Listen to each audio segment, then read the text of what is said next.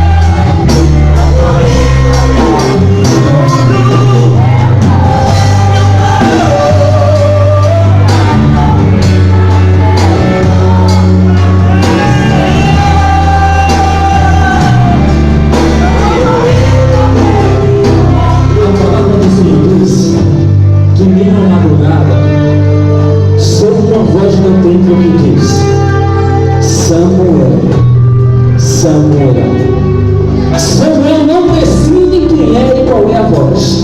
E vai até o sacerdote e diz: eis que eu ouço uma voz. O sacerdote diz: deita, Samuel. E Samuel, ao deitar, a voz chama mais uma vez: Samuel, Samuel. Samuel levanta e diz: essa voz não me deixa dormir, essa voz não me deixa parar, essa voz, a eu pegar no sono, ela me desperta. Aí o sacerdote diz: eu já sei, Samuel, quem é que está me chamando.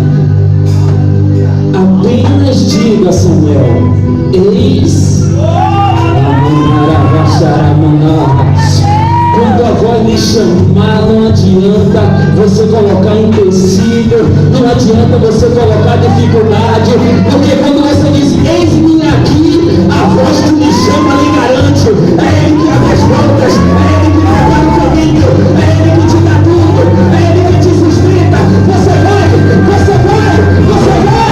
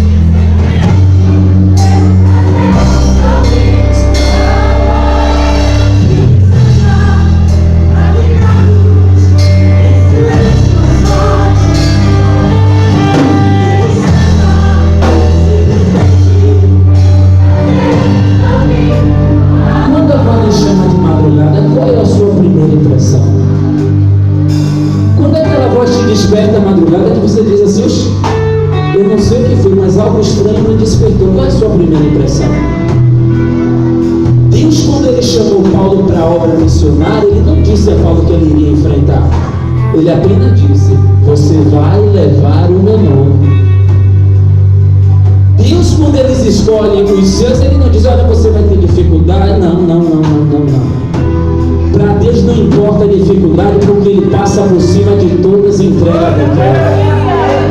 Mas a única coisa que Deus quer é: você vai levar o meu nome. Mas às vezes levar o nome dele é um pouquinho difícil, porque levar o nome dele requer renúncia. Porque quando a voz ela soa a madrugada e nos chama, eu só vou ouvir ela outra vez se eu despertar a madrugada. Se eu não despertar, não vou ouvir a voz de novo.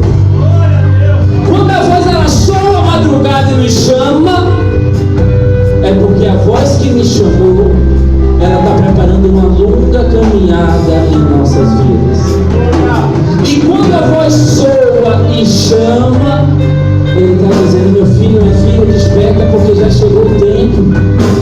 Meu filho, minha filha, até quando você vai ficar dormindo? Chegou o tempo de você frutificar. Chegou o tempo de você dar fruto. A voz que lhe chamou, Ele garante, é a mesma voz que vai lhe sustentar. Eu não quero meus problemas, nem os empecilhos. Eu só quero que você saiba de uma coisa: quem está lhe chamando é o Todo-Poderoso que vence todas as coisas.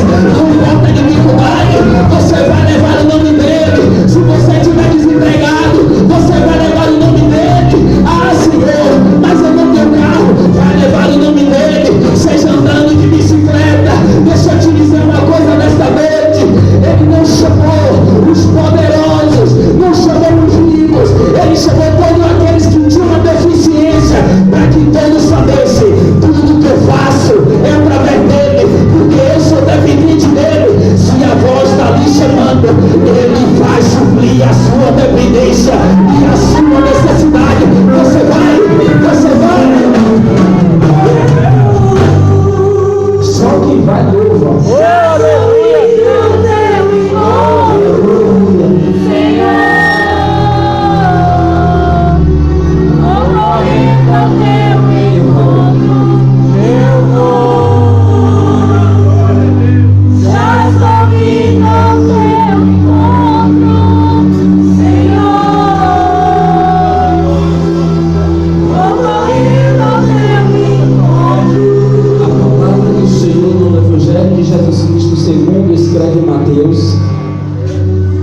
Capítulo de número 25, versículo 6, que diz assim: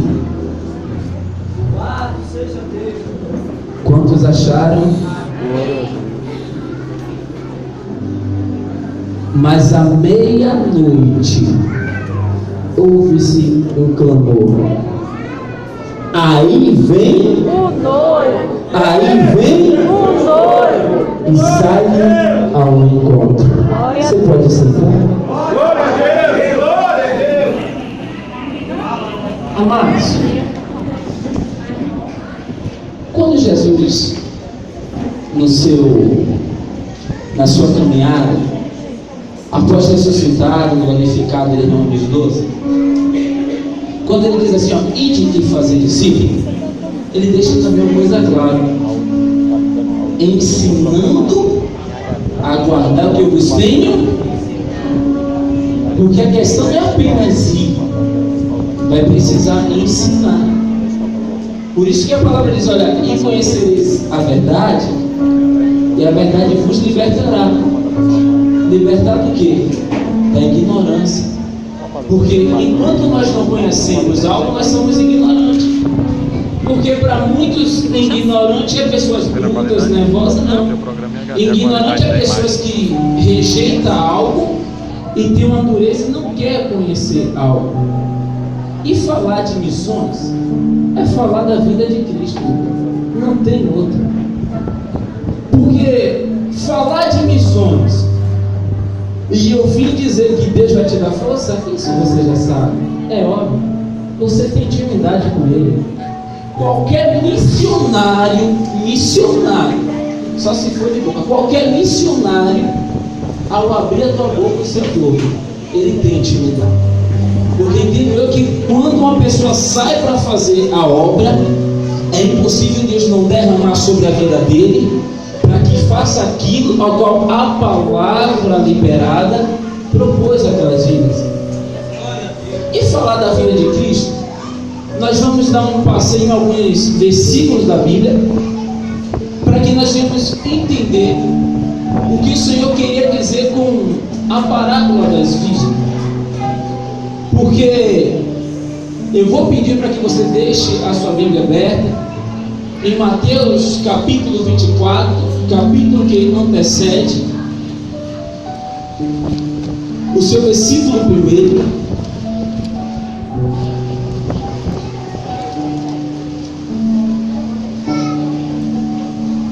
Diz assim: se tiver alguém que se Bíblia, você pode acompanhar, mostrar onde está, é bom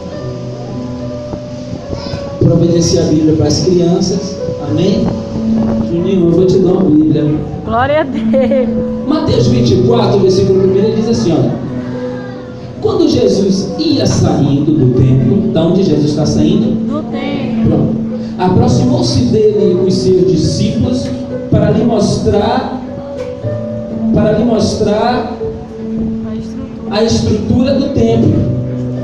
Ou seja, os discípulos, o texto diz, ao sair do templo, Jesus agora vem mostrar o que? A estrutura do templo. Essa é a estrutura física, não é a estrutura espiritual do templo.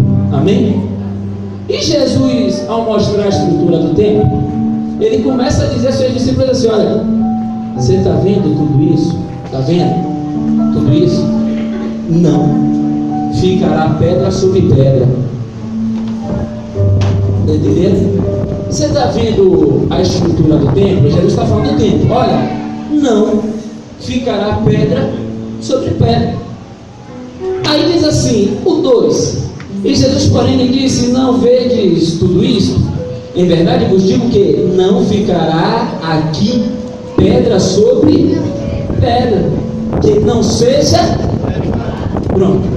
Quando chega no versículo 3, muitos não atentam e não prestam atenção. Nós estudamos até o Evangelho de Mateus, o capítulo aqui. Se foi eu que dei essa aula, talvez o pessoal já entendeu mais ou menos. Mas existe 3 perguntas que os discípulos de Jesus fazem no versículo 3, que é essencial para a vida de Cristo. Diz assim: e estando assentado no Monte das Oliveiras, chegaram-se a ele os seus discípulos, e particular, dizendo. Primeiro ele chega em particular. Desde já eu quero dizer ao missionário que as revelações que o Senhor terá para você vai ser em particular. Aleluia. Talvez você veio, eita, que eu quero que Deus use o pastor está para falar, calma. Deus, ele também quer resgatar o particular. Glória a Deus. O tempo de missões não pode roubar o teu tempo de oração. O tempo de saída também não pode roubar o teu tempo de comunhão com Deus, o teu tete-a-tete com Deus. Aí o texto diz assim, ó, dizendo: dize-nos quando serão essas coisas, e que sinais e que sinais verão da tua vinda e do fim do mundo. Os discípulos fazem 3 perguntas que o capítulo todo de Mateus 24 é Jesus respondendo essas perguntas. Qual é a primeira pergunta dos discípulos? Olha só: dize-nos, ou seja, nos diz, quando será essas coisas? Que coisas é que ele está perguntando? Nós vimos no contexto anterior a destruição do que não ficaria pedra sobre pedra. Quando será essas coisas? Está dando para entender? Está compreendendo? Aí eles perguntam assim, ó: e que sinal haverão de acontecer? Segunda pergunta: quando verá essas coisas? E quais são os sinais que irão acontecer essas coisas? E a terceira pergunta, a qual muitos não acreditam, mas está na Bíblia, é fato. Ele diz assim: e o sinal, e haverá da tua vinda e do final do mundo. Muitos não acreditam que o mundo vai se acabar. Se os discípulos perguntaram, em um contexto de lógica, acerca de quando seria o final do mundo, vocês estão entendendo? Glória a Deus. Eu vou repetir, vou ficar mais calmo, estou me segurando aqui para você compreender.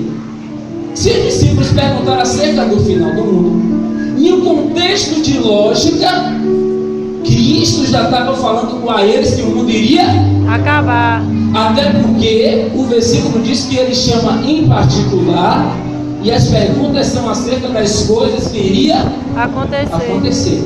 Pronto. Amados, por que eu estou passando esses versículos aqui? Ao estudar um pouquinho acerca de profecias e sinais, eu pude perceber que 70% dos sinais que Cristo relatou já aconteceram. Talvez até mais. Porque a Bíblia diz, a história diz, não diz a Bíblia, a história diz que 40 anos após Jesus dizer isso, no ano 70 após Cristo, um general por nome Tito, titulado também rei, ele chegou um dia em Israel disfarçado com seu exército e esperou no dia do Shabá, que era o dia de sábado, o dia de Páscoa, ao qual os portões se fechavam e ninguém podiam fazer nada. Eles chegaram nesse dia disfarçado porque eles disseram: nós iremos pegar os judeus de surpresa e iremos matar todos. Mas a intenção do general Tito, depois vocês verão na história, não era dominar a cidade. A intenção de Tito era roubar o ouro que Israel possuía. Aí a história conta que João do Apocalipse, antes que isso aconteça, ele tem uma revelação. E no dia do Shabá ele avisa ao povo que não saísse. Mas o povo não deu ouvido ao profeta e saiu. Diz a história que foi o maior lamaçal de sangue da época. Aí, para que vocês entendam, no capítulo 24, o versículo 15 diz assim: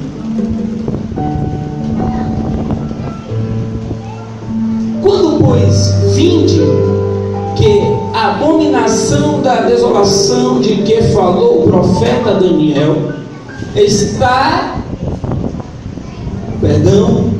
no lugar santo. Aonde é o lugar santo? A gente vai entender isso aqui hoje, amém? O horário é extenso, mas se porventura eu não conseguir terminar, quarta-feira, se o pastor permitir, Deus permitir, a gente conclui. Mas eu vou dar passo a passo para que você compreenda acerca da vida de Cristo. De novo, quando pois vierdes que a abominação da desolação de que falou o profeta Daniel está no lugar santo, que é o templo. Aí eu acho que sua Bíblia tem assim, abre parênteses, aí tem assim: quem lê, entenda. Porque muitos estão lendo e não estão compreendendo. Glória a Deus. Há necessidade de entender. Como ouvirão se não há quem pregue? E como pregarão se não conhecer? Como fazer missão se não tiver algo para ensinar? Meu irmão, Jesus te ama, amém, é maravilhoso. E como compreender a mensagem salvífica de Cristo? Porque hoje a atração para que as pessoas se convertam é: Deus mudou meu casamento, Deus me deu um emprego, Deus me deu um carro, Deus me prosperou. Porque hoje é raro falar acerca da vinda de Cristo. Porque falar acerca da vinda de Cristo é chato. Requer muitos estudos, muitos números para estudar. Nem todo mundo quer. Mas o que o Senhor disse foi: ensinando a guardar o que eu vos tenho. E qual era o ensinamento de Jesus? Nós estamos vendo aqui uma base dele. Aí ele diz assim no 16: então que estiverem na Judéia para os montes, e quem estiver o telhado não desça a tirar alguma coisa de sua casa, e quem estiver no campo não volte atrás a buscar os seus vestidos. Mas ai das grávidas e das que amamentam naqueles... Vou segurar aí, depois eu leio o restante, para que vocês entendam. Quando o rei Tito chega em Israel, após fazer uma grande matança, ele percebe uma coisa: Israel não tinha ouro, porque a cultura do povo dizia que todo o ouro que o povo tinha, eles derretiam e colocavam nas colunas. Aí Tito entrou no templo, e quando ele entrou no templo, que ele viu que as colunas tinham ouro, o que é que ele fez? Começou a tirar pedra. Esse é um grande sinal que Jesus já está voltando. Aleluia, aleluia. Esse é um dos grandes sinais. Aí ele diz assim, ó: ai das mulheres grávidas. Diz a história que os soldados de Tito pegavam as mulheres grávidas, abria sua barriga e arrancava o feto e jogava na frente de todos. Quando ele diz assim, lá na frente nós vamos ver: não vão para o portão, porque era sábado, o portão estaria fechado. Você vai ver lá na frente.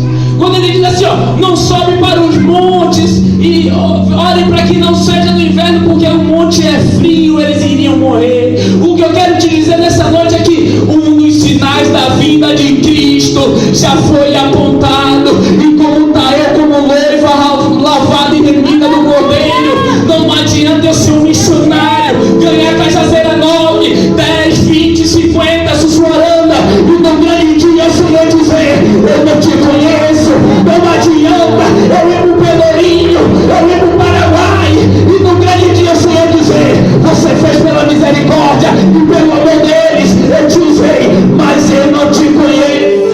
Aleluia a Deus. Aí o texto diz: Oh, aleluia, Jesus. e orai para que a vossa fuga não aconteça no inverno, nem no sábado, porque haverá então grande aflição, como nunca houve desde o princípio do mundo até agora, tampouco haverá jamais.